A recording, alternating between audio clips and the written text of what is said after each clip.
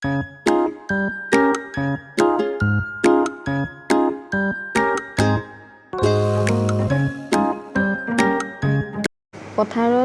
দেউতা আৰু মই কচু বুটলিবলৈ গৈছিলোঁ। কচু বুটলি হৈ যাওঁতে বৰষুণ এজাক আহি গ'ল। বৰষুণ দিয়াৰ বাবে আমি দৌৰা-দৌৰিকৈ ঘৰলৈ গুচি আহিলোঁ। এভৰিৱান, কি খবৰ? সকলোৰে ভালনে? মই চিত্ৰলেখাই গ্ৰীণ ভিলেজৰ অন্য এটি ভ্লগলৈ আপোনালোক সকলোকে স্বাগতম জনাইছোঁ। আজিৰ ভিডিঅ'টো ৰাতিপুৱা 8 বজাৰ পৰাই আৰম্ভ কৰিছোঁ। ৰাতিপুৱা চাহ খোৱা হৈ গ'ল আমাৰ, আৰু আজি আমি এটা ৰেচিপি দিব ওলাইছোঁ ক'লা কচু। যিহেতু ক'লা কচু বহুতে খায়, সকলোৱে খায়, যিহেতু বহুতে নহয় বাৰু সকলোৱে খায়। সকলোৱে জানে ইয়াৰ গুণাগুণ আৰু উপকাৰিতাৰ বিষয়ে। ময়ো জানো অলপ অলপকৈ, মই সেইখিনিকে আপোনালোকক ক'বলৈ মন কৈছে। কৈ লোৱাৰ পাছত আপোনালোকক ৰেচিপিটো দেখাই আছোঁ। ক'লা কচুৰ উপকাৰিতা আৰু গুণাগুণৰ বিষয়ে সকলোৱে জানে, আপোনালোক সকলোৱেতো বহুত জানে বাৰু, মই যিকণ জানো তাকে ক'বলৈ ওলাইছোঁ। ক'লা কচুৰ উপকাৰিতা আৰু গুণাগুণৰ বিষয়ে। ৰক্তহীনতা, এনিমিয়া ৰোগত থকা সকলে এনিমিয়া ৰোগত ভুগি থকা মানুহে আচলতে ক'লা কচু খাব লাগে। ক'লা কচুত আইৰণ, ভিটামিন B6 আৰু ফলেট থাকে, সেইবাবে ক'লা কচু বহুতে উপযোগী। কলেষ্ট্ৰল থকা মানুহে ক'লা কচু খোৱাটো বহুতে প্ৰয়োজনীয়। গৰ্ভৱতী মহিলাই মাজে সময়ে ক'লা কচু খোৱাটো প্ৰয়োজনীয়, কাৰণ ইয়াত ভিটামিন, আইৰণ, ফলেট থাকে, সেইবাবে ৰক্তহীনতা দূৰ কৰে। গৰমত ক'লা কচু খুবেই প্ৰয়োজনীয়। গৰমত ক'লা কচু খাব আপোনালোক সকলোৱে। আৰু ক'লা কচুত কেলছিয়াম প্ৰচুৰ পৰিমাণে থকাৰ বাবে দাঁত আৰু হাড়ৰ মজবুত হয়, সেইবাবে ক'লা কচু বহুত প্ৰয়োজনীয় হয়। ক'লা কচুত প্ৰচুৰ পৰিমাণে ভিটামিন A থকাৰ বাবে মানুহৰ চকুৰ বাবে বহুতো উপযোগী। মই ইমানখিনিয়ে জানো, সেইবাবে আপোনালোকৰ আগত ক'লোঁ। আৰু এতিয়া যাওঁ আহক, ৰেচিপিটো কেনেদৰে বনাওঁ আপোনালোকক দেখাওঁ, আহকচোন।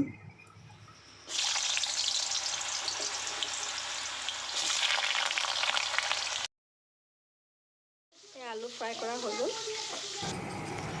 একেখন কেৰাহীতে 2টা শুকান জলকীয়া দিছোঁ, কাটি থোৱা কেঁচা পিঁয়াজ এটা দি দিছোঁ, আৰু এই পিঁয়াজখিনি ভালকৈ ভাজি ল'ম।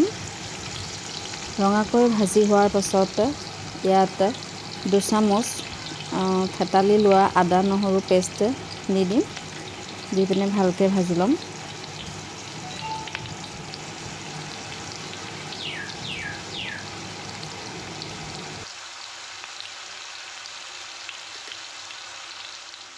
কাটি লোৱা বিলাহী এটাও দিছিলোঁ, দেখুওৱা নহ'লে। সোৱাদ অনুযায়ী হালধি 1 চামুচ দিছোঁ, আৰু 1 চামুচ নিমখ দিছোঁ, আৰু এয়া গৰম মছলা 1 চামুচ দি দিছোঁ। কচুখিনি দি দিছোঁ, কাটি লোৱা কচুখিনি দি ভালকৈ ভাজি ল'ম। ভাজি লোৱাৰ পাছত ইয়াত ফ্ৰাই কৰা আলুখিনি দি দিছোঁ। ভাজি লোৱাৰ পাছত এয়া আধা গিলাচ পানী দি দিছোঁ, দি পিনে ভালকৈ লৰাই পিনে সিজিবলৈ দিম। ভালকৈ সিজিবলৈ দিয়াৰ পাছত ইয়াত বইল কৰি থোৱা মচুৰ দালিৰ কণ দি দিম। আমাৰ আলু আৰু টেঙা কচু ভাজি হৈছে।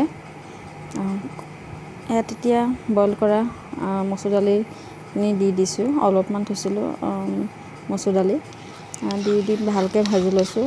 ভালকৈ ভাজি লোৱাৰ পাছত ইয়াত পানী দি পিনে ভালকৈ উতলিব দিম। এতিয়া পানী দিবলৈ হৈ গৈছে, তলত লাগি গৈছেগৈ ডাঠ হৈ যোৱাৰ বাবে। এতিয়া পানী এগিলাচ দি দিম ইয়াত। দিয়াৰ পাছতে ভালকৈ উতলি হৈ যোৱাৰ পাছত এয়া মান ধনিয়া পাত কেইটামান ছিঙি দিছোঁ। এয়া আমাৰ কচু আৰু মচুৰ দালিৰ টেঙা জোল হৈ গ'ল। অলপ ডাঠকৈ ৰাখিছোঁ, বেছি পাতলি একো খোৱা নাই।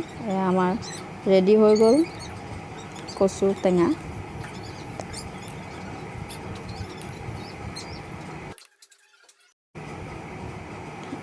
কেৰাহীত তেল দিছোঁ, দি পাঁচফোৰণ দি দিছোঁ। পাঁচফোৰণ দি শুকান জলকীয়া 2টা দিছোঁ, আদা নহৰু থেতালি লোৱা 2 চামুচ দিছোঁ, আৰু কাটি লোৱা বিলাহী এটা দিছোঁ, আৰু পিচি লোৱা জালুক আৰু শুকান জলকীয়াৰ পেষ্টটো দি দিছোঁ।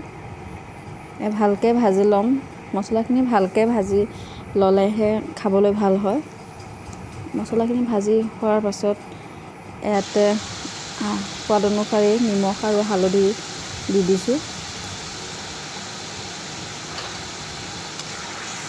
ভালকৈ ভাজি ল'ম এতিয়া। ভাজি হোৱাৰ পাছত ইয়াত কাটি লোৱা কচুখিনি দি দিছোঁ। কাটি লোৱা কচুখিনি ভালকৈ লৰাই ল'ম মছলাখিনি। অলপমান ভাজি লোৱাৰ পাছতে ইয়াতে ফ্ৰাই কৰি থোৱা আলুখিনি দি দিম। দি পিনে অলপ সময় ভাজি থাকিম। এয়া আমাৰ কচু মছলা ভাজি হৈ গৈছেহি। এনেকৈ মছলা দি মাছৰ মূৰা দি খাই ভাল লাগে কচু। আপোনালোকে বনাই খাবচোন। আৰু লাষ্টত এয়া গৰম মছলা এচামুচ দি দিছোঁ। আমাৰ কচু ভাজি হৈ গ'ল।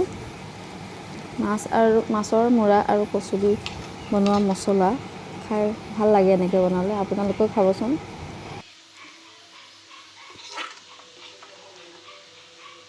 কচু মছলা ৰেডি হৈ গ'ল। অন্য এটা ভিডিঅ'ৰ সৈতে আপোনালোক সকলোকে আকৌ লগ পাই আছোঁ।